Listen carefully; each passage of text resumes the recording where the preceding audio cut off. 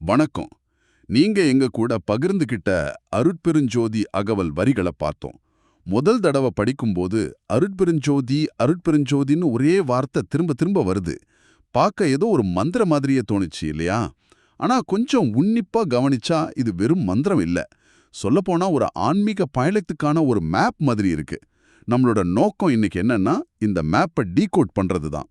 நம்மளோட சாதாரண மனநிலையிலிருந்து ஆரம்பிச்சு இந்த வரிகள் நம்மளை எங்க கூட்டிட்டு போகுதுன்னு பார்க்க போறோம். ஒவ்வொரு வரியிலையும் வர்ற அந்த அருட்பெருஞ்சோதிங்கிற வார்த்தை அது எப்படி ஒரு டார்ச் லைட் மாதிரி வழிகாட்டுதுன்னு அலசி ஆராயலாம். கரெக்டா சொன்னீங்க. இன்னும் ஒரு மேப் தான். அதுவும் ரொம்ப தெளிவான மேப்.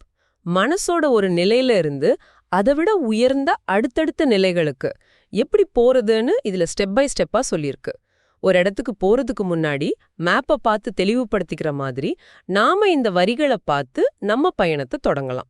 வாங்க முதல் அடியிலிருந்து ஆரம்பிப்போம். ஓகே, முதல் வரிகளே கொஞ்சம் ஆழமா இருக்கு. சாக்ரி ஹாதீத் அருட்பெருஞ்சோதி தனிவெளியாய் நிறைவ அருட்பெருஞ்சோதி. எனக்கு சாக்கிரம்னா நம்ம முழிச்சிட்டு இருக்கிற நிலை கான்ஷியஸ்னஸ்னு தெரியும். ஆனா சாக்ராதீதம்னா என்ன? அதுக்கும் மேல ஒரு நிலையா? அப்புறம் இந்த தனிவெளிங்கிற வார்த்தை அது ஏதாச்சும் தனிப்பட்ட ஸ்பேஸா இல்ல ஒரு வெற்றிடமா? நம்ம மனச ஒரு 4 மாடி கட்டட மாதிரி கற்பனை பண்ணிக்கோங்க. ஓகே.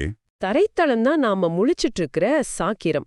முதல் மாடி நாம கனவு காண்ற சொப்பனம். 2வது மாடி நாம ஆழ்ந்து தூங்குற சுளுத்தி. நாம பெரும்பாலும் இந்த 3 மாடிகளுக்குள்ள தான் மாறி மாறி போயிட்டு வந்துட்டு இருப்போம். ஆனா ஆனா ஆனா சாக்கிரா தீதம்ங்கிறது அதுதான் லிஃப்ட்ல மொட்டை மாடிக்கு, அதாவது 4வது மாடிக்கு போற மாதிரி. அந்த இடத்துல இருந்து பார்த்தா கீழே இருக்கிற 3 மாடிகளையும் பார்க்க முடியும். ஆனா நீங்க எந்த மாடியிலும் இருக்க மாட்டீங்க. அது ஒரு தூய்மையான விழிப்புணர்வு நிலை, ஒரு பியூர் அவேர்னஸ். அந்த நிலையில தான் அருட்பெருஞ்சோதி இருக்கு. வாவ், இந்த பில்டிங் அனாலஜி சூப்பரா புரிய வைக்குது. அப்போ அந்த தனி வெளிங்கிறது அந்த மொட்டை மாடியா? ஒரு வகையில ஆமா.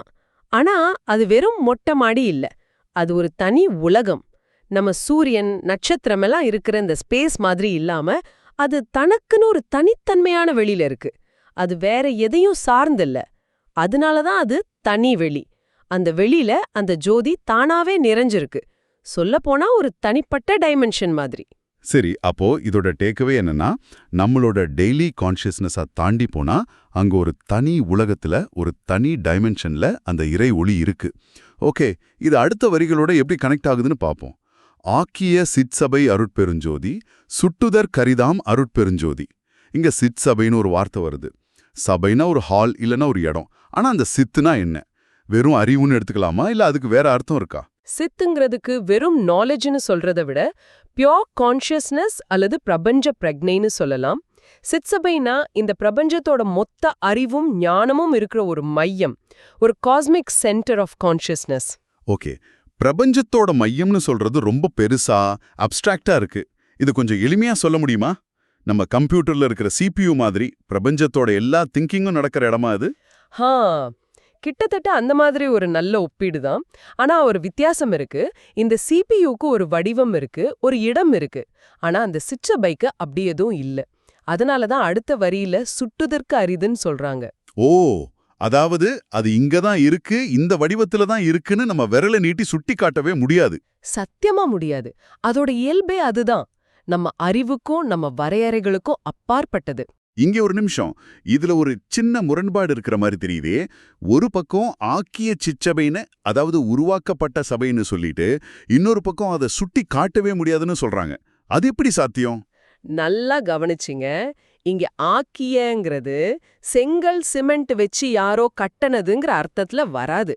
அது தானாவே உருவான ஞானத்தால மட்டுமே ஆன ஒரு அமைப்பு. அது ஒரு பொருள் கிடையாது பாருங்க. அதனாலதான் அதை நம்ம கண்ணால பார்க்கவும் கையால தொடவும் முடியாது. அது ஒரு அனுபவம். ஓ, அப்போ அது இருக்கு, ஆனா நம்ம வரையறைக்குள்ள அடங்காது. சூப்பர். இந்த வடிவம் இல்லாத மையத்திலிருந்து அதோட குணத்தை பத்தி அடுத்த வரிகள் பேசுற மாதிரி இருக்கு. சுகாதீத்த வெளியனும் அருட்பெருஞ்சோதி அட்டமேர் சிற்றபை அருட்பெருஞ்சோதி. சுகாதீத்த வெளி, இது ஒரு மாதிரி முரண்பாடா இல்ல? சுகத்தையும் கடந்த ஒரு வெளி, சந்தோஷம் இல்லாத இடமா அது? இல்ல, அப்படி இல்ல. நம்ம உலகத்துல சந்தோஷம்னா என்ன? துக்கம் இல்லாத நிலை. நமக்கு பிடிச்சது கிடைச்சா சந்தோஷம், அது போயிட்டா துக்கம்.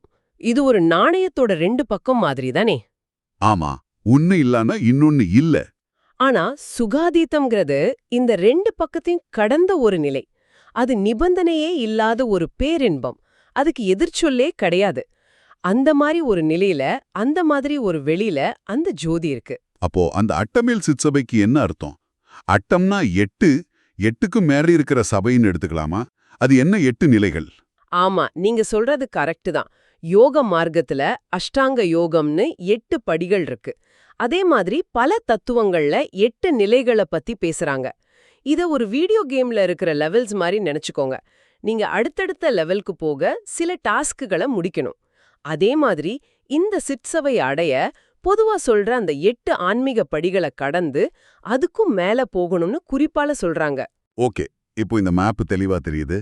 முதல்ல நம்ம மனநிலையை கடந்தோம், அப்புறம் அதுக்கு வடிவம் இல்லைன்னு புரிஞ்சுக்கிட்டோம். இப்போ சுகதுக்கங்களை கடந்து பல லெவல்ஸ்க்கு மேல அந்த இடம் இருக்குன்னு தெரியுது. ஆனா அடுத்த வரிகள் என்னோட மண்டையை குழப்புது. நவந்தவிர் நிலைகளும் அருட்பெருஞ்சோதி நன்னுமோர் நிலையாய் அருட்பெருஞ்சோதி. ஒரு நிமிஷம், நவந்தவிர் நிலைகள்னா தவிர்க்க வேண்டிய 9 விஷயங்கள் தானே? காமம், கோபம் மாதிரி தவிர்க்க வேண்டிய விஷயங்களும் எப்படி அருட்பெருஞ்சோதியா இருக்க முடியும்? இது தப்பா இல்லையா? இதுதான் இந்த தத்துவத்தோட உச்சம் பாருங்க. ஆரம்ப நிலையில ஒருத்தருக்கு இது நல்லது, இது கெட்டதுன்னு பிரிச்சு பார்க்க சொல்வாங்க. கோபப்படாத, பேராசப்படாதன்னு சொல்வாங்க. ஆனா ஒரு உயர்ந்த நிலைக்கு போன பிறகு இந்த எல்லா குணங்களும் எல்லா உணர்ச்சிகளும் கூட அந்த ஒரே சக்தியோட வெவ்வேறு வெளிப்பாடுகள் தான் ஒரு புரிதல் வரும். புரியல. கோவமும் கடவுளோட வெளிப்பாடா?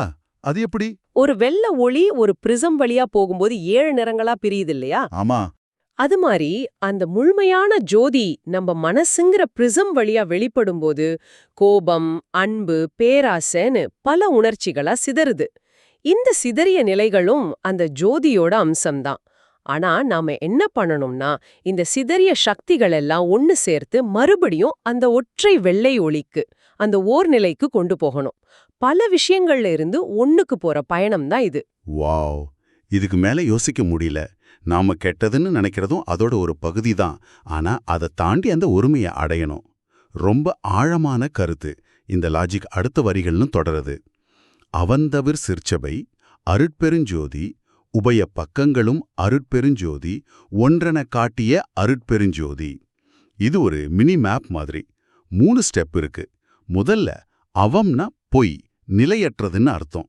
அப்போ அவந்தவிர் சிற்சபைனா பொய்யான விஷயங்களை நீக்கின ஒரு சபையா? கரெக்ட். அதுதான் முதல் படி.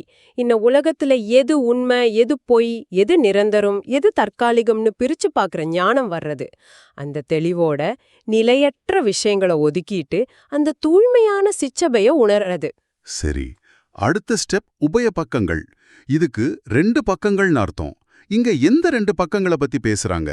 நல்லது கெட்டது, பாவம் புண்ணியம், இந்த மாதிரி விஷயங்களா? அதேதான். அதுதான் 2வது படி.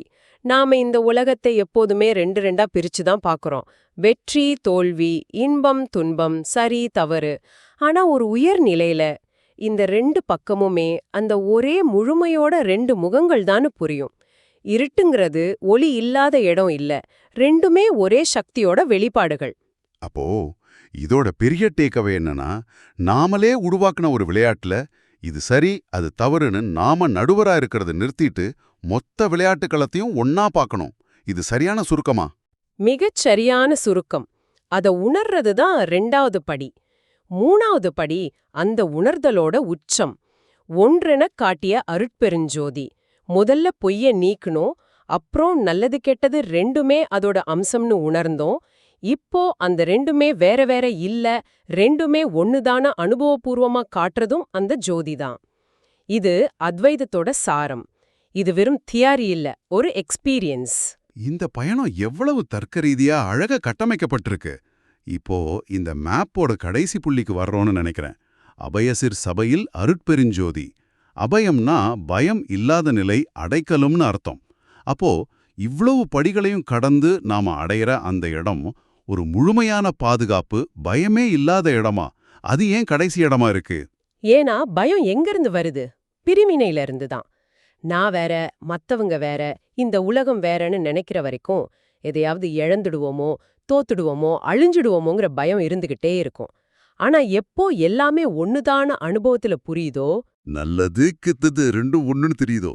ஆமா, அப்போ பயத்துக்கு வேலையே இல்ல. அந்த ஞான சபையில பயம்ங்கிற பேச்சுக்கே இடமில்ல. அதுதான் முழுமையான அடைக்கலம்.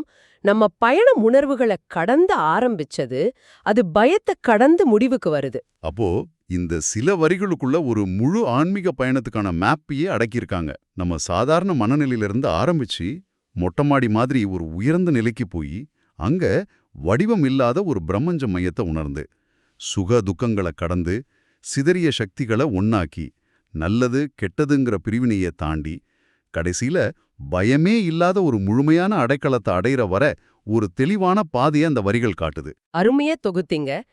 இதுல நாம கவனிக்க வேண்டிய முக்கியமான விஷயம், ஒவ்வொரு வரியிலையும் வர்ற அந்த அருட்பெருஞ்சோதிங்கிற சொல். அது எதுகை மோனைக்காக வரல. இந்த பயணத்தோட ஒவ்வொரு படியிலையும் வழியா இருக்கிறதும் வழிகாட்டியா இருக்கிறதும் கடைசியில நாம அடையிற இலக்காவும் இருக்கிறது அந்த ஜோதிதான். இது வெறும் வார்த்தை கோர்வு இல்ல, இது ஒரு அனுபவத்தோட வரைபடம். இந்த உரையாடலை முடிக்கிறதுக்கு முன்னாடி உங்க சிந்தனைக்கு ஒரு கேள்வி. இந்த வரிகள் சொல்ற சிற்றபை தனிவெளி மாதிரி பெரிய பெரிய நிலைகளை ஏதோ யோகிகளும் ஞானிகளும் மட்டும்தான் அடைய முடியும்னு நினைக்காம, நம்மளோட அன்றாட வாழ்க்கையில ஒரு வேலையில முழுசா மூழ்கி இருக்கும்போதோ இல்ல ஒரு அழகான இயற்கை காட்சியில மெய்மருந்து நிக்கும்போதோ அந்த பெரிய அனுபவத்தோட ஒரு சின்ன துளிய ஒரு சில வினாடிகளாவது நாம உணர்ந்திருக்கோமா? அப்படி உணர்ந்திருந்தா அந்த உணர்வு எப்படி இருந்துச்சுன்னு யோசிச்சு பாருங்க.